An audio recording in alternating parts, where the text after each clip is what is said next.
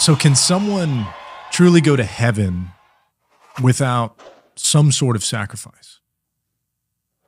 Yeah, that's a good question. One that, understood incorrectly, it can sound like we can buy our way into heaven.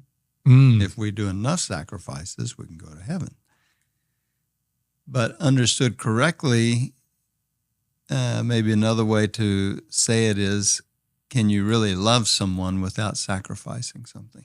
And that perhaps leads us more to the correct understanding of the question. Now you got me on that for a second. You got me thinking about have I ever loved somebody truly loved someone without giving something up or without a sacrifice? Yeah. Yeah. And this Sunday is going to be the 26th Sunday. So the gospel can help us in understanding this question. We're still in the 9th chapter of Mark. And at that time, John said to Jesus, "Teacher, we saw someone driving out demons in your name. We tried to prevent him because he does not follow us." And Jesus replied, "Do not prevent him. There is no one who performs a mighty deed in my name who can at the same time speak ill of me. For whoever is not against us is for us. Anyone who gives you a cup of water to drink because you belong to Christ, amen, I say to you, will surely not lose his reward. Whoever causes one of these little ones who believe in me to sin, it would be better for him if a great millstone were put around his neck and he were thrown into the sea. If your hand causes you to sin, cut it off. It is better for you to enter into life maimed than with two hands to go into Gehenna, into the unquenchable fire. And if your foot causes you to sin, cut it off. It is better for you to enter into life crippled than with 2 feet to be thrown into Gehenna. And if your eye causes you to sin, pluck it out. Better for you to enter into the kingdom of God with 1 eye than with 2 eyes to be thrown into Gehenna, where their worm does not die and the fire is not quenched." Powerful metaphors, which is what made Jesus, apart from simply the aura of him being God, but as a preacher, he knew how to use useful and powerful metaphors. I think of this gospel as being divided into 2 parts in a way, almost like 2 different teachings, 2 different gospels. Yeah. And the first has to do with who's with us and who's against us, and Jesus wanting to just throw that category away altogether. And the church does that too. Naturally it would. It's his church. In the Second Vatican Council, the church talks about how every person in the world is related to the church and sees that every person in the world is related to the church. And precisely as Jesus says, every person in the world, even an atheist, is related to the church inasmuch as an atheist loves. If an atheist loves their family, love is of God, therefore they're related to the church, at least in that. If an atheist has goodwill, to the degree that they have goodwill toward their brother or sister, they're related to the church in some way. In maybe a preparation, that love and that goodwill that they have, we would say is a preparation for the fullness of the gospel to come into their life, and please God, it will. But even if it never did, they're related to the church in some fashion. And then the second part, this part about the cost of heaven, the cost of the kingdom of heaven, the value of the kingdom of heaven. And Jesus pointing out that, he uses these metaphors. If your hand, if your feet, if your eyes, if these things cause you to sin, then the kingdom of heaven is so valuable that it's way more valuable than to have those things. Go ahead and get rid of them. And so, of course, his hearers would not have heard him saying, go out and get an axe and cut off your hands. They would have understood he's using a rhetorical device here to impress upon us that what he's offering us is so powerfully valuable. But that's where it gets to that question that we started with about love and sacrifice. A person can feel love, all of the giddiness and the emotional heat that comes from first setting eyes on your beloved or whatever. A person can emotional heat. Yeah, a person can feel love without sacrifice. Yeah. But to love someone means to will the good of the other. And I can't continuously will the good of the other without needing at some point to do something that costs me for them. And so that's why I would say, no, I don't think that a person can love without some sacrifice. So can a person go to heaven without sacrifice? Going to heaven is about loving God who saved me.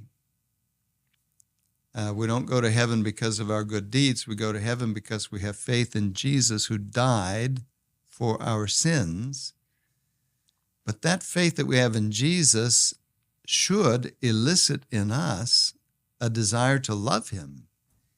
And once we have that desire and once we make that commitment, then our life is going to be lived in a different fashion. And some of what is going to be different about it is sacrifice. The things that we will do that we otherwise wouldn't do, and the things that we won't do that we want to do that we otherwise would do. Yeah. Yeah, when I read this, I just kind of think about, sometimes in life there are you could call them drastic measures to avoid sin. There are necessary things that we need to sort of get rid of or, sever from, et cetera, along the way. One line that is really sort of raw in a way is the last line here, where he says, Gehenna, where their worm does not die, and the fire is not quenched. Their worm. I think it's such a sort of an aggressive image, or I don't know, just it's such a dark line of scripture, actually. And so I also think about too, like there are, to your point too, these sort of analogies or metaphors are there for us to sort of understand some of these sacrifices that need to be made.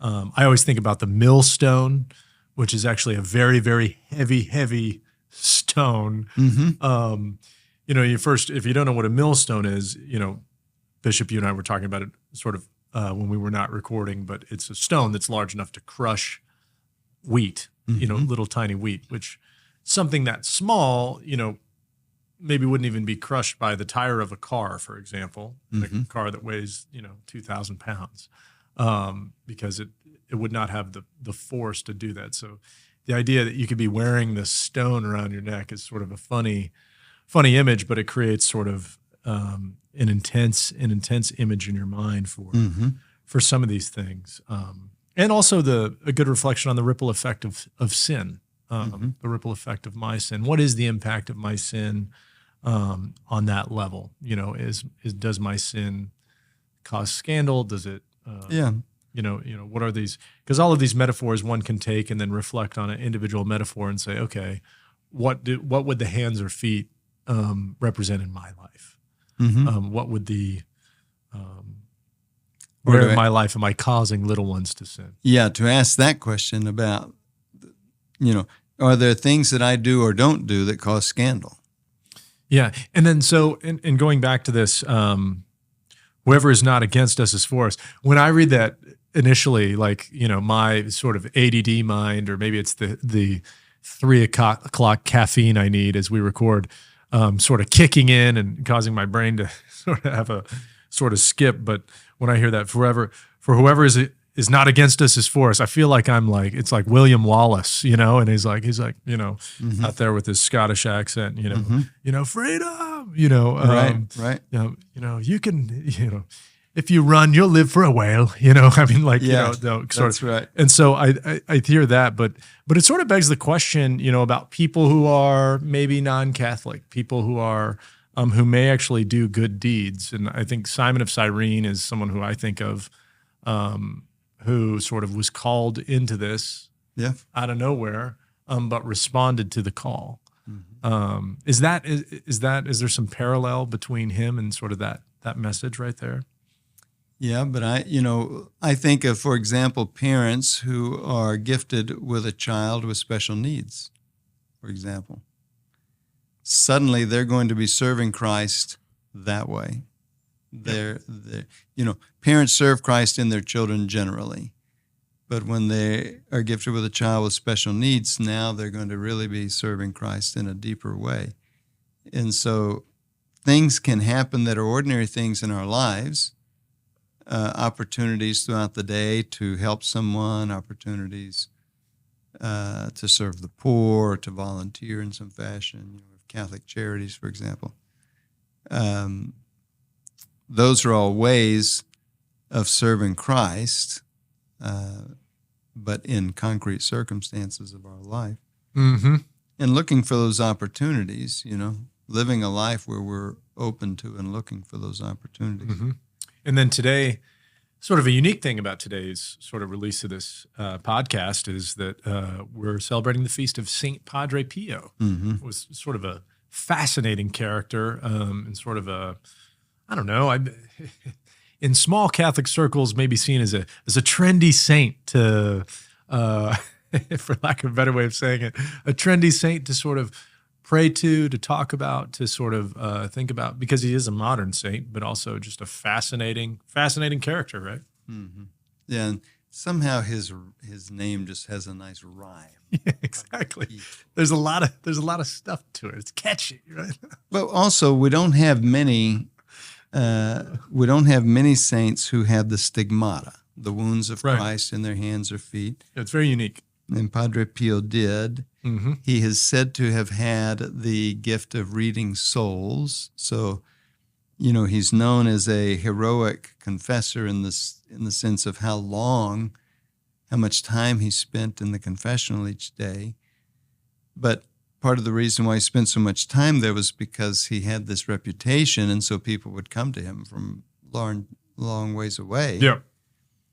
And he could, someone could confess their sins to him, and he could say to them, "Is that all?" And they could say yes, and he could say, "What about X?" And they would say, "Oh yeah, that's true. Yeah, that's also."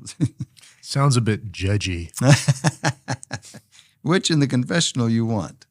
We're there for a judgment. Good. But he also was a simple Capuchin, a friar. He lived in his monastery. I always think the images of him at Mass are in his reverence. There's something about his gaze upon Christ. Mm-hmm. I've always been fascinated by that.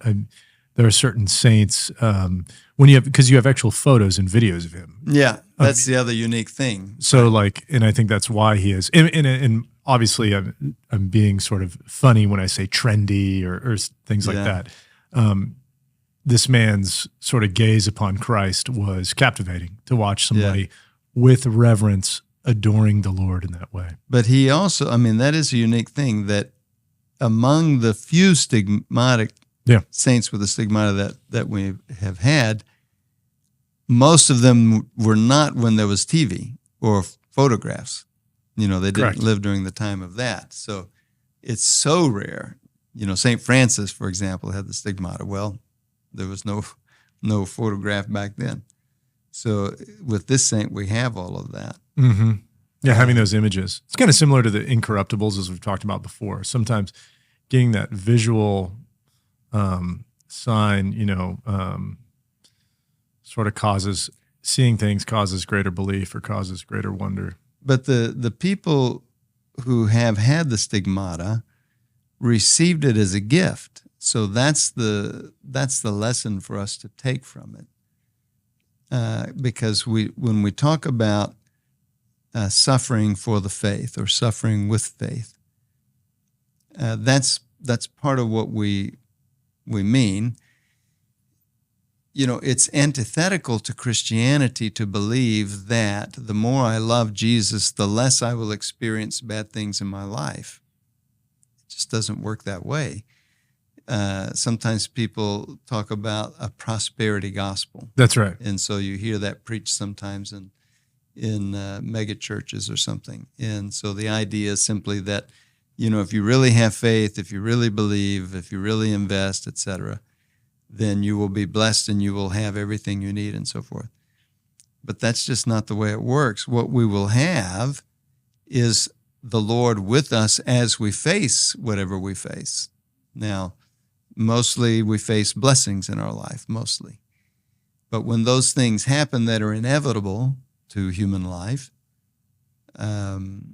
loss of people that we love, our own loss of health or job or whatever kinds of tragic circumstances can happen, in those moments we remember, that's right, this is all about carrying the cross. I'm supposed to be able and willing to carry the cross because Jesus is with me to help me. Mm-hmm. And so then we do that. We do carry that cross. And oftentimes, even from a financial perspective, you know, there's hard data and research out there that those who tithe, those who give money away, for every dollar they give away, they get like $1.60 back during that year. And sometimes some may think, oh, you know, is this just, you know, God blessing that, and some sort of, there's actually hard data on it. And what it more often really is, a better explanation is that those who tithe, or those who structure their gifts from the Lord, their own personal stewardship in such a way that they can tithe, they tend to be problem solvers. But the data bears this out. So it's real, but they tend to be problem solvers, and people who sort of receive these things as a gift from God and try to find ways to help other people. You know, when I donate to Catholic charities or to my parish or to these ministries, et cetera. And so there is some truth to good stewardship, but to your point, sacrifice is part of it. Sacrifice needs to be made. But I want to deepen what you were talking about, the formational value of something like sacrificial giving. So who's going to do that? Who's going to sacrificially give? Not the person who's just sort of not really decided yet about how deep I'm going to go with the Lord. It's more likely the person who has decided, I want to go as deep as He'll have me. I want to go all in for the Lord. Now, that person who has decided that and thus has caused them to give sacrificially is not going to just do that because of their decision. Right. That decision is going to affect every aspect of their life. You know, we also see this with people who use NFP. So people who say the church has continuously taught, because it is true in the Christian faith, that the use of contraceptives is contrary to God's plan for marriage, and I want God's plan for marriage. Therefore, I want to understand how my fertility works, and I want to cooperate with God in the use of my fertility. And so I use natural family planning, sometimes called natural procreative technology, and so forth. The person who's thinking that way has had an encounter of some kind that now is going to invade every aspect of their life, not just that. But it will also affect that. And so that's part of what I think this is, or what we can take from this. When the Lord says that we must carry our cross, He's not doing that to be mean to us. He's doing that because He knows that what we will learn about ourselves and about Him and about our relationship together by carrying our cross will be so valuable to us that it can't be replaced. It can't be given to us in any other fashion. It's only through the carrying of the cross that will happen. Mm-hmm. Um, And in the case of Padre Pio, this suffering was a gift, as you said. It was a gift. It's also just fascinating too. I mean, just the concept of sort of, just playing it out, bearing the wounds of Christ, having actual wounds. I mean, the man had to wear bandages, gloves, mm-hmm. etc. I mean, just almost like a autoimmune disease or something is the best way I can sort of describe maybe what was looking like on his skin. His superiors had to guard him from just gawkers, onlookers, people who would otherwise have invaded his life and made it impossible for him to live. So sometimes it seemed like he was being kept from the public. Well, he was to some degree, because the public would have, we often see that in the gospel stories with Jesus, where he has to move away from the crowd because they're just going to mob him. Mm-hmm. And so a mania can take over. Have you ever experienced suffering in your own personal life, Bishop, where you feel that you've endured for Christ, or Christ has called you to endure? In my own life, I have not had to endure tremendous suffering, and I'm thankful to God for that. Sure. The death of my parents, in my mind, I don't put that in this category. The death of my parents was a grieving, but a normal, healthy kind of grieving. And their death was a beautiful death. They had lived beautiful lives, and so there wasn't the kind of tragic. I was at Texas A&M, for example, when the bonfire collapsed in 1999. 12 students were killed. And that was for a whole community. That was just a terrible blow. I mean, these college, I'm 64, I can call them children. These college students who were so young and so full of promise and life, and who died in this tragic accident. And so that, to me, is the kind of thing that's more like this. I've been in hospital rooms with people who were young like that, suicide victims, for example. Yeah. And who died or were dying in the moment. Mm-hmm. And those are tragic kinds of things. Or to baptize a baby who's born with a defect that won't allow them to live. Things like that. Those are tragic things. I remember the first time experiencing death. We had a family friend. I was in, maybe I was 12 years old, but we had a family friend who had a young child at the age of 1 drown. And it was extremely tragic for our whole community, our whole parish. Yeah. Very sad. We were very close to the family. And that was sort of my first encounter with, I'd been to funerals of old relatives, which I hate saying it like that. It's like I'd been to funerals of old relatives. Mm-hmm.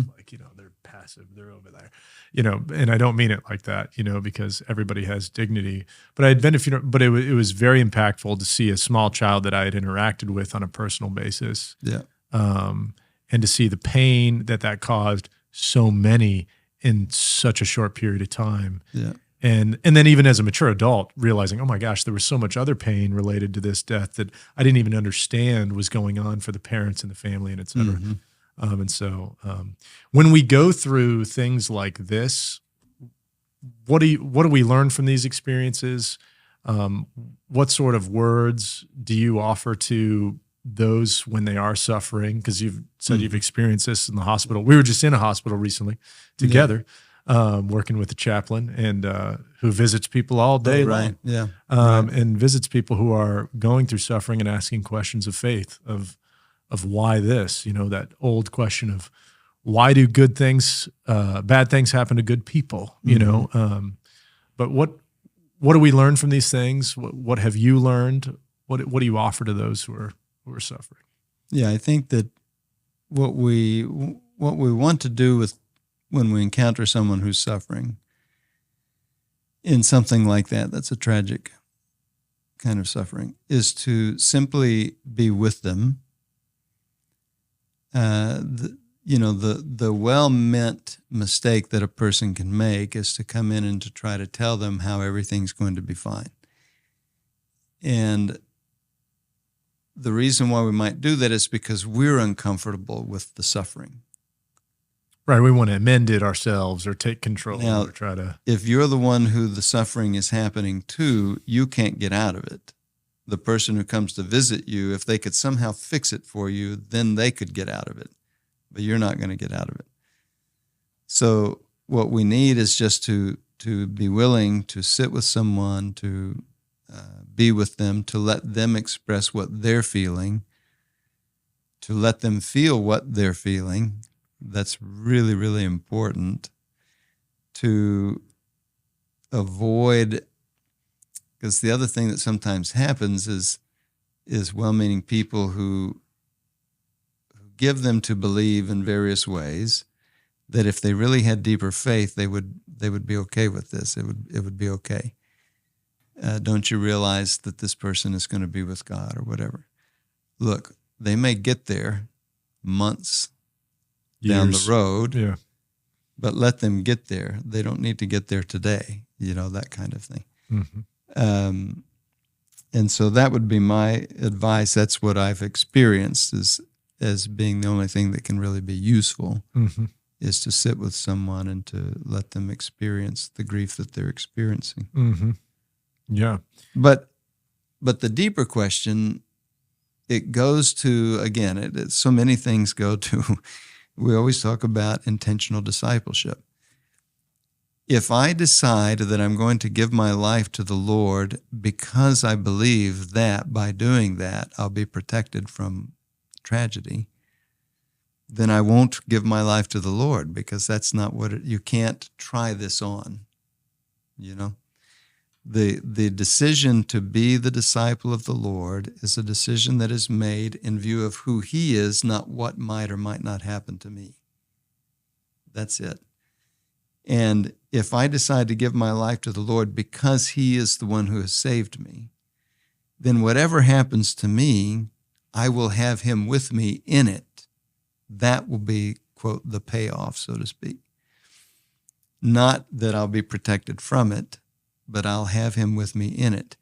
And knowing that I will have the Lord with me no matter what happens gives me a certain power over whatever might happen, because I know that I won't face it alone. So yes, it's real. There is a real and even in a sense a practical return, to use that crude term, return on investment. I'm going to invest my life. What's the return? Well, the return is the Lord. That crude term. That's a pretty good return on investment. My lousy life for the divine life of God. Right. That's wonderful. And we have writings of some of the saints too, modern saints, maybe Mother Teresa, and some of those who have, you see their humanity, which is sort of lost, as we always talk about, sort of like when we read about the saints, and it's like, you're mentioning St. Francis, and it's like, oh, and St. Francis did this, and he did that. And, oh, yeah, by the way, he had the stigmata. It's like we read it like it's a bullet list on Wikipedia or something like that. Which it is, I'm sure. That's right. Which it is. And so we lose their humanity, but some of the more modern saints, we have some of their writings, and you experience that some of these people were very, very, very close with Jesus, and they had Him by their side through their moments of suffering. But still, you see that they're still human. There's still those moments of, whether you want to say frustration or, it's still recognizing that it's still okay to sort of be like, to cry, to mourn, to weep, as Christ wept, I mean, just, that is a very human thing to do that. In some ways, it's, I think you could maybe make the argument that it's unhealthy if we don't grieve, if we don't weep, Stoicism is a philosophy, but it's not the gospel. And so being a Stoic is not part of what it means to be a disciple. Jesus loved passionately, and his disciples should love passionately. And you can't just have one kind of passion. If you have passion, you have all of them, which includes grieving passion, loving passion, all of them. So I think that that's a good segue to fatherhood, because I think when we think of sort of what is a man called to, what is real fatherhood, sort of this masculinity, sometimes we falsely think it is stoicism. Mm-hmm. We sort of think it is this sort of tough guy. You know, I'm thinking of the guy with the meme of the guy with the beard and the face who's just like, you know, so maybe a good question is how was Padre Pio a good example of fatherhood? Mm-hmm. And then maybe how can we as men specifically learn from this example? Well, he and many saints, Father Brian Brooks just sent us a little text with a picture of him at the tomb of St. John Vianney. He's another one. He didn't have the stigmata, but he's a tremendous model of priesthood. And so Padre Pio would be the same. He's held out as a model for priests of priestly fatherhood. But I would argue, and I would want to make the argument, that he and all such saints are also a great model of the fatherhood of men like yourself, married men who have children and who are raising children. Even married men or even single men who don't have children, but who are still living their life in a generational fashion. That is to say, they're striving to generate life in others around them in many and very different ways. Someone like Padre Pio, you have to think of the courage that it took to live his life as a monk. He's getting up every day. He's facing challenges with just being faithful as a monk. He's doing that for many years. He's experiencing the days that are sort of exciting and uplifting, but also the days that are just one more day, another day like yesterday. In my cell. Yeah. And he's serving others. His whole life is in service of others. Padre Pio was known to spend from morning till evening in the confessional. And so he's not afraid to work hard, especially for the ones that he loves. And so that, to me, those are all qualities of someone who's being a father of children. So for a man who is married, let's say, and he has his first baby coming, to already begin to conceive of himself in this newer and higher fashion, that now I'm living not just for me, not even just for me and my wife, but I'm actively investing myself so that my little children can have life, so that they can have food, so they can have clothing, and so forth. Those are all beautiful ways for a person to continue that law of the gift of self. Begins in marriage, but then it expands into the family and the children. That's what I think of when I think of someone like Padre Pio as a model for fathers to look to for the strength they need to do this. So we will look this week with our eyes towards heaven and see the sacrifices which may be very well be gifts. Which all fathers make. That's awesome. Well, thank you, Bishop. Well, thank you all for listening. This has been Tulsa Time with Bishop David Konderla. We hope you have a great rest of your week.